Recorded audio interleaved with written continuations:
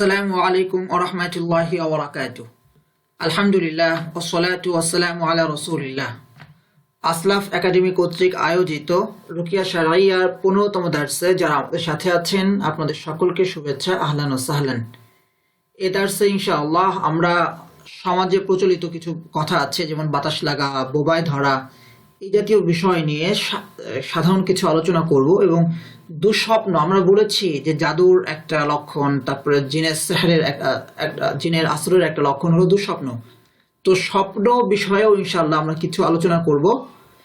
এই আলোচনার মাধ্যমে আমাদের প্যারানরমাল যে সমস্যাগুলো আছে, জিন, জাদু, বদনজর, ওয়াসওয়াসা, এই সংক্রান্ত আলোচনা আমাদের ইতি টানবো।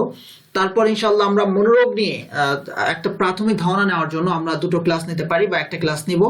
এরপরে ইনশাআল্লাহ এই রোগগুলো থেকে বাঁচার জন্য আমরা ট্রিটমেন্ট কি করব, পূর্বশর্ত কি হবে, ট্রিটমেন্টের ওয়ে কি হবে, ট্রিটমেন্ট পরবর্তী ফলো আপটা কিভাবে হবে, এই সমস্ত বিষয় নিয়ে ইনশাআল্লাহ আমরা পরবর্তীতে আরো কয়েকটা দার্স করব। যাই হোক, এই দার্সে ইনশাআল্লাহ আমরা আলোচনা করব বাতাস লাগা, বোবায় ধরা ইত্যাদি বিষয় নিয়ে, যা পূর্বে বলেছি। আসলে বাতাস লাগা বলতে আমাদের সমাজে কি বুঝি? যেমন একটা বাচ্চা ছেলেকে নিয়ে বাইরে বের হলাম, একটা মেয়েকে নিয়ে বের হলাম, ঘরে আসার পরে সে কান্নাকাটি শুরু করলো, তো বলে যে বাতাস লেগেছে। আসলে বাতাস লাগা বলতে আলাদা কিছু নেই। বাতাস লাগাটা হতে পারে বদনজর কিংবা হতে পারে কুসংস্কার, হতে পারে বদনজর, হতে পারে কুসংস্কার। এই যে বাচ্চা কান্নাকাটি করছে, শিশুদের এমনিই বদনজরটা বেশি লাগার সম্ভাবনা আছে। কারণ হলো যে শিশুদেরকে সবাই ভালোবাসে, সকলের মায়া তাদের প্রতি কাজ করে। একটা শিশু কোলে নিয়ে বের হলেন, দেখবেন সবাই তাকাচ্ছে, ও খেলছে, সবাই তাকিয়ে আছে, বাহবা দিচ্ছে, কথা বলছে, সবাই কান খাড়া করে শুনছে। আসলে শিশুর নড়াচড়া থেকে শুরু করে সমস্ত কিছুই ভালো লাগে, কান্না ছাড়া। তো যাই হোক, এই যে শিশুর বদনজর লাগতে পারে, সেটা জিনের হতে পারে, বদনজরটা জিনের হতে পারে, আবার মানুষের হতে পারে। আরেকটা হলো কুসংস্কার, বাতাস লাগা, বাইরে বের হয়েছে, কান্না করছে, বাতাস লাগা। এও তো হতে পারে যে একটা শিশু, তার রোগ প্রতিরোধ ক্ষমতা নিশ্চয় আমার মতো না, আমি যতটুকু ঠান্ডা সহিষ্ণু ততটুকু না, তার নিউমোনিয়া হয়ে যেতে পারে, তার বিভিন্ন রোগ তার শরীরে সহজে বাসা বাঁধতে পারে। কোনো রোগ হলো বা সামান্য একটু পেটে ব্যথা আমার হলো, আমি বলতে পারছি, একটা শিশু বলতে পারছে না। তার ক্ষুধার ভাষা হলো কান্না, তার মাকে খোঁজার ভাষাও কান্না, কষ্ট হলেও কান্না, ব্যথা হলেও কান্না। তার একটাই জিনিস সে পারে, সেটা হলো কান্না। সুতরাং এই সে কান্না করছে, আমি ধরে নিয়েছি বাতাস লেগেছে। কিন্তু হতে পারে সে অসুস্থ হয়েছে, বাইরের পরিবেশের সাথে খাপ খাওয়াতে পারেনি, হতে পারে তার কি বলে স্বাভাবিক পেট ব্যথা হচ্ছে, বিভিন্ন কারণে এই কান্না তো আসতে পারে। সুতরাং বাতাস লাগাটা কখনো কখনো কুসংস্কারের দিকে চলে যায়, কখনো বদনজরের দিকে যেতে পারে। সুতরাং বদনজর যদি যায়, সে সম্পর্কে আমরা আলোচনা করেছি, কুসংস্কার নিয়েও আলোচনা করেছি। সুতরাং বাচ্চার কান্নাকে আমাদের গুরুত্ব দেওয়া উচিত, এটা কি আসলে রোগ নাকি বদনজর। এছাড়া বাতাস লাগা বলতে আলাদা কিছু নেই। এবার আমরা আসি বোবায় ধরা বা স্লিপিং প্যারালাইসিস। বোবায় ধরাকে ইংলিশে বলে স্লিপিং প্যারালাইসিস। যেখানে যেটা হয় যে একজন ব্যক্তি ঘুমিয়ে আছে, মনে হচ্ছে কেউ বুকের উপর চাপ দিয়ে এসেছে, কেউ একদম নিঃশ্বাস বন্ধ করে দিচ্ছে, ইত্যাদি বিষয়কে আমরা বোবায় ধরা বলি। তখন ব্যক্তি আর কোনো কথা বলতে পারে না, নড়াচড়া করতে পারে না। তো বোবায় ধরার আমরা দুই ধরনের ব্যাখ্যা পাই। আমরা যদি কোনো রাকির কাছে যাই, তারা এক কথায় বলে দিবেন এটা জিনের আসর। চিকিৎসকদের কাছে যাই, তারা এটাকে বলবেন স্লিপিং প্যারালাইসিস। এর সায়েন্টিফিক একটা ব্যাখ্যা আছে। তারা কখনো এটাকে জিনের আসর বলতে নারাজ। আর যারা রাকি আছেন তারা সর্বদার জন্যই এটাকে, অনেক রাকি আছেন, সবাই না, অনেক রাকি আছেন যারা এটাকে সায়েন্টিফিক কোনো ব্যাখ্যা গ্রহণ করতেই নারাজ। তাদের কথা হলো জিনের আসর। তো আমরা এর মাঝামাঝি একটা জায়গায় থাকতে চাই। চিকিৎসা বিজ্ঞানে যে ব্যাখ্যাটা দেওয়া হয়েছে সেটা হলো যে প্যারালাইসিস একটা ইন্দ্রিয় ঘটিত বিষয়। শরীর যখন গভীর ঘুমের এক পর্যায় থেকে আরেক পর্যায়ে যায়, মস্তিষ্ক তখন সতর্ক হয়ে জেগে ওঠে, কিন্তু দেহ যদি তখনও ঘুমিয়ে থাকে, তাহলে এমনটা ঘটতে পারে, তখন অন্যরকম একটা অভিজ্ঞতার অবতারণা হয়। যেমন আমি ঘুমিয়ে আছি, আমার ঘুম ভেঙে গেছে, মস্তিষ্ক জাগ্রত হয়ে গেছে, শরীর তখনও জাগ্রত হয়নি। তো কি হলো, মস্তিষ্কের সাথে দেহের একটা কানেকশন লুজ হয়ে গেল, অথবা কানেকশন কেটে গেল সাময়িক সময়ের জন্য। তো কি হচ্ছে, মস্তিষ্ক চাচ্ছে সে হাতটা নাড়াবে, সে নাড়াতে পারছে না। সে চাচ্ছে সে উঠে বসবে, সে উঠে বসতে পারছে না, কারণ দেহ তখনও ঘুম থেকে উঠতে পারেনি। তাদের কথা হলো এই যে কানেকশন যে কেটে যাওয়া মস্তিষ্ক এবং দেহের মাঝে, একটা ঘুমিয়ে আছে, একটা জাগ্রত হয়েছে, এটাই হলো স্লিপিং প্যারালাইসিস। স্লিপিং প্যারালাইসিস তারা এটাকে বলতে চাচ্ছেন। তো হতে পারে কখনো কখনো কোনো ব্যক্তির ক্ষেত্রে এমনটা ঘটতে পারে যে তারা আসলেই তেমন হয় যে আমরা যখন ঘুমিয়ে যাই আমাদের মস্তিষ্ক ঘুমিয়ে যায়, আমাদের শরীর ঘুমিয়ে যায়। অনেক সময় মনে হয় না যে আমি ঘুমিয়ে গেছি, আমার হাত পা সব অবশ হয়ে গেছে, স্থির হয়ে আছে, কিন্তু আমি শুয়ে শুয়ে সমস্ত কিছু কল্পনা করছি, আওয়াজগুলো পাচ্ছি, পাশে কি হচ্ছে কি হচ্ছে না। মোটামুটি আমার মস্তিষ্ক জাগ্রত আছে, আমি আশেপাশের অনেক কেউ চা নাড়ছে চামচ দিয়ে, সেই আওয়াজটা আমি টাং টাং আওয়াজ শুনতে পাচ্ছি, কেউ গেট নক করে শুনতে পাচ্ছি, কিন্তু উঠে যে গেট খুলবো অতটুকু জাগ্রত আবার না। মানে এক কথায় ঘুম জাগ্রতের মতো একটা অবস্থা। সাধারণত যে বোবায় ধরে এই সময়টাতে আমরা দেখব যখন আমাদের গাঢ় ঘুম হালকা ঘুমের মাঝে একটা অবস্থা থাকে, ওই সময়টাতে এই বোবায় ধরার এই বিষয়গুলো অনেক সময় বেড়ে যায়। তো অনেক ক্ষেত্রে এটা সত্য হতে পারে বা কোনো কোনো ক্ষেত্রে এটা সত্য। তো আমরা বলতে চাচ্ছি যে এই যে বোবায় ধরার যে লক্ষণগুলো আমরা দেখি, যে শরীর অবশ হয়ে যাওয়া, হাত নাড়াতে না পারা, যে চিৎকার করতে চাচ্ছি চিৎকার করতে পারছি না, এই অবস্থাগুলো সবসময় স্লিপিং প্যারালাইসিস নয়, সবসময় জিনের আসর নয়। কখনো এটা জিনের আসর বা জিনের আক্রমণ হতে পারে, কখনো বোবায় ধরা হতে পারে। মনে রাখবেন জিনের যে আসরটি এটি জাগ্রত অবস্থায় হতে পারে, ঘুমের অবস্থায় হতে পারে। যে ব্যক্তি শুধুমাত্র ঘুমের মধ্যেই হয় তার ক্ষেত্রে আপনি কি ব্যাখ্যা করবেন? জাগ্রত অবস্থায় তার কোনো লক্ষণ নাই। হ্যাঁ, জিনের আশ্রয়ের এক লক্ষণ হলো ঘুমের মধ্যে দুঃস্বপ্ন দেখা। সে স্লিপিং প্যারালাইসিস যদি দুঃস্বপ্নের আকারে হয় সেটা ভিন্ন জিনিস, কিন্তু সরাসরি অ্যাটাক যেটা সেটা জাগ্রত অবস্থায় হতে পারে, ঘুমন্ত অবস্থায় হতে পারে। ঘুমন্ত অবস্থায় তুলনামূলকভাবে আক্রমণ করাটা সহজ, কারণ তখন মস্তিষ্ক ঘুমন্ত, ব্যক্তি তখন অবচেতন, তার প্রোটেকশন ক্ষমতাটা তখন কম। আমি বসে আছি, দাঁড়াচ্ছি, হাঁটছি, সমস্যা নেই, কিন্তু যখন ঘুমন্ত অবস্থায় তখন কিন্তু আমার পুরো দেহ নেথর, আমার কিন্তু কোনো শক্তি নেই, আমি সোজা বসে থাকলেও পড়ে যাচ্ছি। তার মানে এই সময়টার আমার প্রতিরোধ ক্ষমতা আমার হাতে নাই। এই সময় আক্রমণ করাটা সহজ। তো জিনের আসর হতে পারে, কিন্তু জিনের আসর জাগ্রত অবস্থায় হতে পারে। আর বোবায় ধরা বলতে যেটা বুঝি যে স্লিপিং প্যারালাইসিস, সেটাও হতে পারে। তবে আমরা যেটা বলি যে এই ধরনের অবস্থার সৃষ্টি হলে বোবায় ধরা মানে কি, বোবা জিন ধরেছে আমাকে, বোবা জিন ধরে। বোবা জিন বলতে আসলে কিছু নাই। জিনের আসরের অ্যাটাক হতে পারে একটা স্লিপিং প্যারালাইসিস, যেটাকে আমরা বোবায় ধরা বলছি, কিন্তু তাই বলে জিনটা যে বোবা বিষয়টা এরকম না, যেটা আমাদের সমাজে প্রচলিত আছে। সুতরাং আমাদেরকে একটা প্রান্তিকতা বর্জন করতে হবে, আমাদেরকে লক্ষ্য করতে হবে যে বোবায় ধরা এটা জিনের আসরের অ্যাটাক হতে পারে, অন্য কোনো কারণও হতে পারে। সুতরাং আমরা এখন সে বিষয়ে একটু বিস্তারিত আমাদেরকে জানতে হবে। যেমন লক্ষণ কি কি হতে পারে? বোবায় ধরা বলতে আমরা কি বোঝাচ্ছি? জিন জাতীয় কিছু চেপে ধরেছে বা আক্রমণ করছে, কেউ একটা উৎকট গন্ধ পেতে পারে, কারো কারো ক্ষেত্রে কেউ বা ভয়ানক কোনো প্রাণী দেখতে পারে। সাপ দেখছে, সে দৌড়ানোর চেষ্টা করছে, কোমর ভেঙে গেছে, দৌড়াতে পারছে না, পা তুলতেই পারছে না, কোনোভাবে ঘাটে নেমেছে আর পা তুলতে পারছে না, সাপের জন্য একদম কামড় দিয়ে ধরে রেখেছে। হ্যাঁ, আবার দেখা যাচ্ছে যে কেউ একটা উৎকট গন্ধ পাচ্ছে, বা কেউ বুকের উপর চাপ দিয়ে আছে, হাতের উপর চাপ দিয়ে আছে। বিভিন্ন ধরনের লক্ষণ বিভিন্ন ব্যক্তির মাঝে প্রকাশ পেতে পারে। অর্থাৎ যে অবস্থায় সে হাত পা নোয়াতে চাচ্ছে কিন্তু নোয়াতে পারছে না, সেটাই হলো বোবায় ধরা আমরা যেটা বোঝাচ্ছি এখানে, বা স্লিপিং প্যারালাইসিস। স্লিপিং প্যারালাইসিস মূলত এক ধরনের হ্যালুসিনেশনের অবস্থা সৃষ্টি করে। সাধারণত যাদের ঘুমের সমস্যা আছে তাদেরই বেশি স্লিপিং প্যারালাইসিসে ভোগে। এটা সায়েন্টিফিক ব্যাখ্যা। যাদের ঘুমের সমস্যা আছে, যেমন দেখা যায় যে সাধারণত যারা হয়ে শোয়, একদম টান হয়ে শোয়, চিত হয়ে শোয়, তাদের ক্ষেত্রে সমস্যাটা বেশি হয়। বা উপর হয়ে শোয়, আমাদের সুন্নাহ তরিকা যেটা ডানকাত হয়ে শোয়া, এই পদ্ধতিতে স্লিপিং প্যারালাইসিসের রোগীদের সংখ্যা তুলনামূলকভাবে অনেক কম। একদম যে হয় না সেটা বলছি না, কিন্তু আমাদের দেখা যায় কেসগুলো আছে তার মধ্যে অনেক কম। এর একটা উল্লেখযোগ্য কারণ অনেক সময় হতে পারে যে ঘুমের সমস্যা বিভিন্ন কারণে তৈরি হয়। যেমন যার নাক ডাকার অভ্যাস আছে, আপনারা জানেন নাক ডাকার অভ্যাস যার আছে, তো সে নাক ডাকছে, ভালো কথা, কম ডাকে বেশি ডাকে, কিন্তু যখন সে দুর্বল থাকে, দুর্বল অবস্থায় ঘুমায়, তখন তার শরীরের নিয়ন্ত্রণ আরো কমে যায়, তখন তার নাক ডাকাটা আরো বেড়ে যায়। তো স্লিপিং প্যারালাইসিসের সমস্যা যার আছে, দেখা যাবে তা যখন দুর্বল থাকে তখন এই যে নাক ডাকছে কেন, তার শরীরের কন্ট্রোল আরো বেশি নাই, তো দেখা যায় যে সে তখন ওই স্লিপিং প্যারালাইসিসে বেশি ভোগে।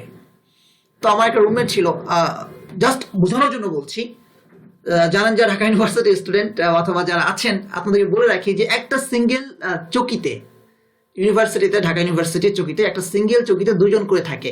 আপনি ডান কাত হয়ে ঘুমোলে আপনি বাম কাত হতে পারবেন না, বাম কাত হলে আপনি ডান কাত হতে পারবেন না।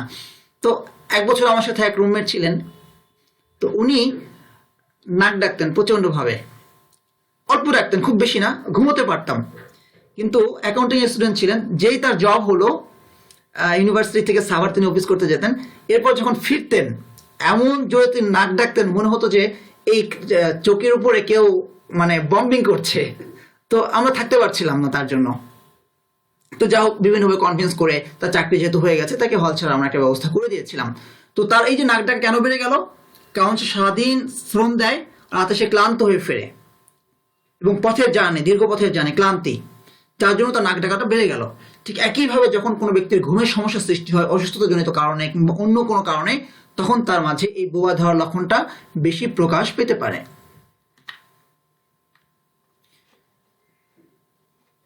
বোবায় ধরার কারণ ও প্রতিকার: স্ট্রেস ও চাপের মধ্যে থাকা এবং বিশ্রামের অভাব তৈরি হওয়া। অভাব তৈরি হয়েছে, শরীরটা বেশি ক্লান্ত হয়ে গেছে, যখন ঘুমায় তখন আর কোনো হুঁশ থাকে না। এই যে হুঁশ না থাকা, এটাও এক ধরনের বোবায় ধরার একটা লক্ষণ। আমরা দেখেছি যাকে বোবায় ধরে অনেক ক্ষেত্রে দেখেছি যদি জিনের আসর না হয়, রুকিয়া করে দেখেছি জিনের কোনো আসর নাই, তখন দেখেছি ঘুমের সময় তার অন্য কোনো সমস্যা তার সাথে আছে। যেমন যেহেতু ওই মানে আবার বলছি ডাবলিং করতে হতো, আরেকজন রুমমেট ছিল, সেও তার একটা অবস্থা ছিল হলো যে সে ঘুমের মধ্যে শুধু শরীরের উপর হাত তুলে দিত, পা তুলে দিত, এবং সে হাত পা তুলে দেওয়া স্থির থাকতো না। হ্যাঁ, তো তার পাশে আমাদের কেউ ঘুমোতে পারতো না।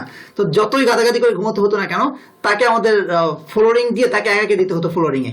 মানে বিষয়টা এরকম ছিল যে সে আলাদা ঘুমাবে, অর্থাৎ ঘুমের মধ্যে তার নতুন হুঁশ থাকে না। সে আরেকজনের গায়ে হাত তুলে দিচ্ছে, আরেকজন মুখের উপর সে হাত দিচ্ছে, শরীরের উপর পা তুলে দিচ্ছে, এবং কোনো স্থিরতা নাই তার ঘুমের মধ্যে, কোন তার মানে তো কোনো চেতনা তার মধ্যে নাই।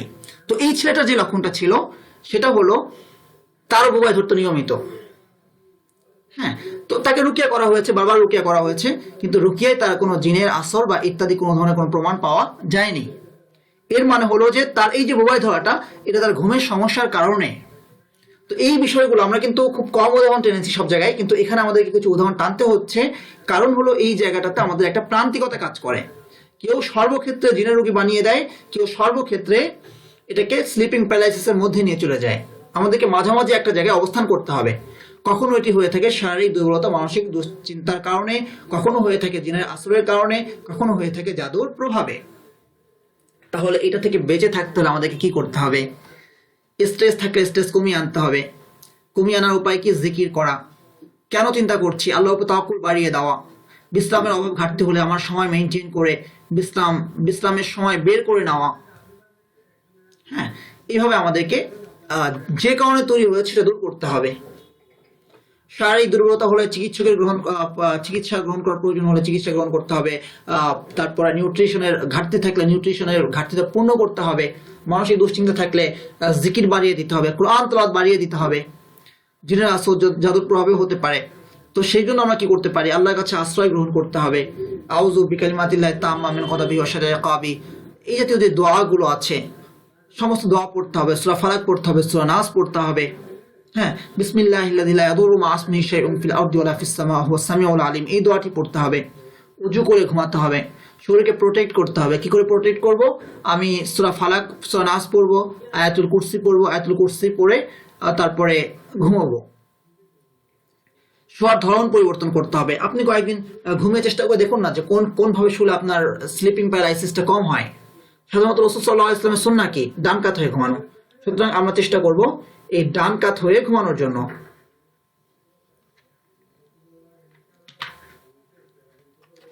এবার আসি স্বপ্ন দুঃস্বপ্ন। আমরা আগেও বলেছি যে দুঃস্বপ্ন জিনের আসরের প্রভাবের কারণে হয়ে থাকে, বা জাদুর প্রভাবেও জিনের দুঃস্বপ্ন হয়ে থাকে। কিন্তু দুঃস্বপ্ন দেখা মানেই কি জাদুর প্রভাব? দুঃস্বপ্ন ছাড়াও স্বপ্ন হয়ে থাকে যা কখনো কখনো দুঃস্বপ্ন নয়। সুতরাং এখানে আমাদেরকে এই বিষয়টি স্বপ্ন ও দুঃস্বপ্নের মাঝে পার্থক্য আলোচনা করা উচিত, এবং দুঃস্বপ্ন হলেই যে তা জিন বা জাদুর লক্ষণ নয় এটা নিয়েও সামান্য আলোকপাত করা উচিত। শয়তানের পক্ষ থেকে ভীতিকর দুঃস্বপ্ন দেখা হতে পারে। শয়তানের পক্ষ থেকে ভীতিকর দুঃস্বপ্ন এটা দুইভাবে হয়ে থাকে। একটা হলো যে জাদুর জিন অথবা সরাসরি জিনের আসর, সেজন্য শয়তান জিন এই দুঃস্বপ্ন দেখাচ্ছে। হতে পারে কখনো কখনো এমনি ভীতি দেখানোর জন্য সে দুঃস্বপ্ন দেখাচ্ছে, ও জাদুর কোনো প্রভাব না। কখনো মানুষ যা কল্পনা করে সেটাই সে স্বপ্নে দেখে। যেমন কেউ কল্পনা কোত্থেকে আসে? কোনো না কোনো বাস্তবতা থেকে সেই কল্পনা তার মধ্যে চলে আসে। একটা মেয়ে, সে তার পরিবারের অশান্তির মধ্যে আছে, হতাশার মধ্যে আছে, তো তার মন চায় সে নিয়মিত সুইসাইড করবে। তো ঘুমোলে সে ওই সময় দেখতে পারে যে সেজন একটা গাছের মধ্যে ঝুলে পড়ছে, সে একটা ব্রিজ থেকে পড়ে যাচ্ছে। হতে পারে এটা কেন হচ্ছে? তার কল্পনাটা কেন হলো? তার পারিবারিক অশান্তি থেকে হলো। একজন ব্যক্তি সফর করছে, লঞ্চ ডুবে গেল, ডুবে যাওয়ার পর ফলে সেও ডুবে মরলো, সরি সে তো বেঁচে গেছে, বাকিরা অনেকেই মরেছে, সে দেখছে অমুক মরে যাচ্ছে, তমুক মরে যাচ্ছে, অমুক ডুবে যাচ্ছে। তো সে মোটামুটি একটা সাঁতার পারে, সে কিছুক্ষণ ভেসেছিল, উদ্ধার কর্মীরা এলো, তাকে উদ্ধার করলো। এই যে সে যে মৃত্যুর কাছ থেকে ফিরে এসেছে, আশেপাশে মৃত্যুর ভয়াবহতা সে দেখেছে, এটা একটা ট্রমা। এই ট্রমা তার মাঝে ভিন্ন একটা জগৎ তৈরি করতে পারে, ভিন্ন কিছু কল্পনা তার মাঝে আসতে পারে। তো এই কল্পনার ফলে দেখা যাচ্ছে সে নিয়মিত কল্পনা করে, তো স্বপ্নে সে ঘুমলেই সে দেখে যে সে পানি পানি বিভিন্ন কিছু। ঠিক একই ধরনের একটা রোগীকে আমরা পেয়েছিলাম যে নিয়মিত দুঃস্বপ্ন দেখে, ডুবে যাচ্ছে, এটা হচ্ছে সেটা হচ্ছে। তো তাকে রুকিয়ার জন্য সে যখন এলো, তাকে আমরা বললাম যে রুকিয়া করা হলো এবং সবকিছু মিলে জিনের কোনো আশ্রয় কোনো লক্ষণ নাই। তাহলে এটা কেন? তাহলে সে কেন এই যে দুঃস্বপ্ন দেখছে? আমি তাকে বলেছি, আচ্ছা কখনো কি এমন ঘটেছে যে আপনি কোথাও সফর করছিলেন, মাঝপথে নদী লঞ্চ ডুবে গেল অথবা ইত্যাদি কোনো কিছু, এমন কি কোনো কিছু আপনার জীবনে হয়েছে? তখন সে বলে যে হ্যাঁ হয়েছে তো। কি হয়েছে বলেন? তো বলে যে আমার বাড়ি তো ভোলাতে, আমি ভুলে যাচ্ছিলাম, মাঝ নদীতে যখন চাঁদপুর পার হচ্ছিল, প্রচন্ড ধরনের একটা ঘূর্ণিঝড় শুরু হয়েছে, কেউ আজান দিচ্ছে, কেউ কান্নাকাটি করছে, পুরো চিৎকার করা একটা পরিস্থিতি। মানে কেউ তাদের হাতে এই নিয়ে ওই যে যেই লাইফ সাপোর্টার যেগুলো আছে, চাকাগুলো আছে, সেগুলো নিয়ে কেউ প্রস্তুতি নিচ্ছে, মানে লঞ্চ ডুবে যেতে পারে যে কোনো মুহূর্তে, এমন একটা পরিস্থিতি থেকে আল্লাহ আমাদেরকে বাঁচিয়ে এনেছেন। তো বললাম এই যে দুঃস্বপ্নগুলো দেখছেন, এটা কি তার পর থেকে নাকি তার আগেও দেখতেন? তো সে বলছে যে এটা আমি তার পর থেকে দেখছি। তার মানে এখানে স্পষ্ট হয়ে গেল সে যে স্বপ্নগুলো দেখছে এটা তার ট্রমা থেকে সৃষ্ট, তার কল্পনা। সুতরাং এই দুঃস্বপ্ন কখনো কখনো মানুষের কল্পনা হতে পারে। আর স্বপ্ন আরেকটা আছে যেটা আল্লাহ তাআলার পক্ষ থেকে সুসংবাদ হতে পারে। স্বপ্ন আল্লাহ তাআলার পক্ষ থেকে সুসংবাদ। এটিকে রাসূল সাল্লাল্লাহু আলাইহি ওয়াসাল্লাম বলেছেন নবুয়তের 40 অংশের একাংশ, যেটা আল্লাহ সুবহানাহু ওয়া তাআলার পক্ষ থেকে সুসংবাদ। আর রুকিয়া সালেহা এটিকে বলেছেন 40 ভাগের একাংশ, অর্থাৎ এটি সত্য স্বপ্ন যা আল্লাহর পক্ষ থেকে সুসংবাদ বা সতর্কবার্তা হিসেবে কাউকে দেখানো হয়। যেহেতু ওহীর দরজা বন্ধ হয়ে গেছে, আল্লাহ সুবহানাহু ওয়া তাআলা বান্দাকে স্বপ্নে এই ধরনের সুসংবাদ দেন। তো এটা একটা উপমা দেওয়া হয়েছে, নবুয়তি জাস্ট একটা উপমা দিয়েছেন ইসলাম যে 40 ভাগের 1 ভাগ, যেটা আল্লাহ সুবহানাহু ওয়া তাআলার পক্ষ থেকে। সেটা আমরা একটু ব্যাখ্যা করছি। দুঃস্বপ্ন জিন শয়তানের পক্ষ থেকে হয়। মানুষ যখন জাদু বা জিনের আশ্রয়ের শিকার হয় তখন সে ঘন ঘন দুঃস্বপ্ন দেখে। শয়তান মানুষকে মাঝে মধ্যে দুঃস্বপ্ন দেখিয়ে ভয় দেখায়, জাদু বা জিনের আশ্রয় ছাড়াও মাঝে মধ্যে দেখিয়ে ভয় দেখায়। কোনো কোনো দুঃস্বপ্ন আমাদের সারাদিনের কল্পনা ও অনর্থক চিন্তা ভাবনার প্রতিফলন। মানসিক ভারসাম্যহীন ব্যক্তিও দুঃস্বপ্ন দেখতে পারে ঘন ঘন। মানসিক ভারসাম্যহীন ব্যক্তি তো নানাবিধ কল্পনা করে, নানা চিন্তা করে, আজেবাজে চিন্তা করে, এখান থেকেও সেই দুঃস্বপ্ন দেখতে পারে। তো দুঃস্বপ্ন যে জন্য দেখি না কেন, আমাদের কি করণীয় এ সম্পর্কে রাসূল সাল্লাল্লাহু আলাইহি ওয়াসাল্লাম আমাদেরকে জানিয়েছেন। আমরা মোটা দাগে কিছু বিষয় বলছি, তারপর হাদিসটা ইনশাআল্লাহ পড়বো। স্বপ্ন সুসংবাদ বা দুঃসংবাদ যাই হোক না কেন, তা মানুষকে বলে বেড়াবো না। দুঃসংবাদ বলতে হাদিসে স্পষ্ট নিষেধ এসেছে। আর সুসংবাদ বলবো না কেন? কারণ হিংসার বশবর্তী হয়ে কেউ আমার শত্রুতা করতে পারে, যেটা ইয়াকুব আলাইহিস সালাম তার সন্তান ইউসুফ আলাইহিস সালামকে বলেছিলেন যখন ইউসুফ আলাইহিস সালাম স্বপ্নে দেখলেন, ইয়া আবাতি ইন্নী রাআইতু আহাদা আশারা কাওকাবা ওয়াশ শামসা ওয়াল কমার রাআইতুহুম লি সাজিদিন। হে আমার বাবা, আমি স্বপ্নে দেখেছি যে 11টি তারকা এবং চাঁদ ও সূর্য আমাকে সিজদা করছে। ইয়াকুব আলাইহিস সালাম নবী ছিলেন, আল্লাহ সুবহানাহু ওয়া তাআলা তাকে তাবির দিয়েছিলেন স্বপ্নের ব্যাখ্যা। তো তিনি দেখলেন যে নিঃসন্দেহে এই স্বপ্নটা অনেক মহৎ একটা স্বপ্ন। তিনি বললেন, লা তাকুসা রুইয়াকা আলা আখাইক। না সরি, আফওয়ান, আয়াতটা কি? আস্তাগফিরুল্লাহ রাব্বি মিন কুল্লি যামবিন ওয়া আতুবু ইলাইহি। লা তাকুসু রুইয়াকা আলা ইখওয়াতিকা ফায়াকিদু লাকা কায়দা। তুমি তোমার স্বপ্ন তোমার ভাইদেরকে বলো না, তাহলে তা তোমার বিরুদ্ধে চক্রান্ত করবে। সুসংবাদও কখনো কখনো বলা নিষেধ। যদি মনে করি যে কাউকে বললে যে হিংসা দিতে পারে, হিংসা করতে পারে, তাকেও বলবো না। আর দুঃস্বপ্ন হাদিসে স্পষ্ট করে নিষেধ এসেছে, আমরা কোনো দুঃস্বপ্ন কাউকে বলবো না। হাদিসটা ইনশাআল্লাহ আমরা পাঠ করবো, সামনে পাঠ করছি, আমরা আরবিটা দেখতে পাচ্ছি হাদিসটার। সুন্নতি পদ্ধতিতে আমরা ঘুমাবো ইনশাআল্লাহ। ডান কাঁধে ঘুমাবো, ওযু করে ঘুমানোর চেষ্টা করবো, দোয়া দরুদ পড়তে পড়তে ঘুমাবো, তারপরে মাসনুন আমলগুলো করতে করতে ঘুমাবো। দুঃস্বপ্ন দেখলে বিতাড়িত শয়তান থেকে পানাহ চান এবং বলুন আউযু বিল্লাহি মিনাশ শাইতানির রাজিম। তারপর বাম দিকে 3 বার সামান্য থুতু ছিটান। রাসূল সাল্লাল্লাহু আলাইহি ওয়াসাল্লাম বলেন সে যেন তার বাম দিকে 3 বার থুতু ছিটায়। ফাল, এই যে এবার পুরো হাদিসটা আমরা একসাথে পড়ি। আর রুকিয়া সালিহাতু মিনাল্লাহ ওয়াল হিলমু মিনাশ শাইতান। فإذا رأى أحدكم ما يكرهه فلينفس على يساره 3 مرات وليتعوذ بالله من الشيطان الرجيم। সৎস্বপ্ন আল্লাহ সুবহানাহু ওয়া তাআলার পক্ষ থেকে, আর দুঃস্বপ্ন বা অলিক কল্পনা এটা শয়তানের পক্ষ থেকে। অলিক কল্পনা জাতীয় যে স্বপ্নগুলো এটা শয়তানের পক্ষ থেকে। সুতরাং কেউ যখন তোমাদের অপছন্দনীয় কিছু স্বপ্ন দেখে, সেই জন্য তার বাম দিকে 3 বার ছুতো ছিটায়। থুতু ছিটানো মানে এটা না যে বাম দিকে সন্তান শুয়ে আছে বা যে কেউ শুয়ে আছে তার মুখ ভরিয়ে দিতে হবে। সামান্য থুতু ছিটানো, জাস্ট থুতু সামান্য ছিটানো। তারপরে সেজন্য আল্লাহ সুবহানাহু ওয়া তাআলার কাছে আশ্রয় প্রার্থনা করে, মানে আউযু বিল্লাহি মিনাশ শাইতানির রাজিম পড়ে, এবং সেজন্য সে যে স্বপ্ন দেখেছে তা থেকে আল্লাহর কাছে, তার অনিষ্ট থেকে আল্লাহর কাছে পানাহ চায়। 3 বার সে বলবে যে আল্লাহ এই অনিষ্ট থেকে তুমি আমাদেরকে বাঁচাও। এভাবে 3 বার আউযু বিল্লাহ পড়বে, 3 বার আল্লাহর কাছে পানাহ চাইবে। সুম্মা লিয়ানকালিব আলা জামবিল আখারি, তারপর সে পাশ ফিরে ঘুমাবে। ফাইন্নাহা লা তাদুররুহু, তাহলে এই স্বপ্ন তার আর কোনো ক্ষতি করতে পারবে না। ওয়ালা ইখবিরু বিহা আহাদান, এই স্বপ্নের কথা সে আর কাউকেই বলবে না। ওয়াইদা রাআ মা ইউহিব্বু, আর যদি সে ভালো কিছু স্বপ্ন দেখে, ফালইহমাদিল্লাহ, তাহলে সে যেন আল্লাহর প্রশংসা করে। ওয়াল ইখবির বিহা, আল্লাহর প্রশংসা করা মানে কি? সে বলবে আলহামদুলিল্লাহ। ওয়াল ইখবির বিহা মা ইউহিব্বু, এবং যাদেরকে পছন্দ হয় সে বলতে পারে এই স্বপ্ন। রাওয়াহুল বুখারী, এটি বুখারীর হাদিস। দুঃস্বপ্ন দেখলে আরো কিছু করণীয় আমরা উল্লেখ করেছি। 1-2 দিন দুঃস্বপ্ন দেখা স্বাভাবিক বিষয়, কিন্তু যদি এই ধরনের স্বপ্ন সচরাচরই কেউ দেখতে থাকে তবে রুকিয়া করুন এবং সমস্যা নির্ণয়ে যত্নবান হন। নিশ্চিত হন আপনার স্বপ্ন সারাদিনের কল্পনার ইম্প্যাক্ট কিনা। কল্পনা থেকে দুঃস্বপ্ন হতে পারে। আয়াতুল কুরসি, সূরা ইখলাস, সূরা ফালাক ও সূরা নাস পড়ে মুষ্টিবদ্ধ হাতে ফু দিয়ে সরাসরি মাসে করুন। জাযাকুমুল্লাহু খায়রান। আসসালামু আলাইকুম ওয়া রাহমাতুল্লাহি।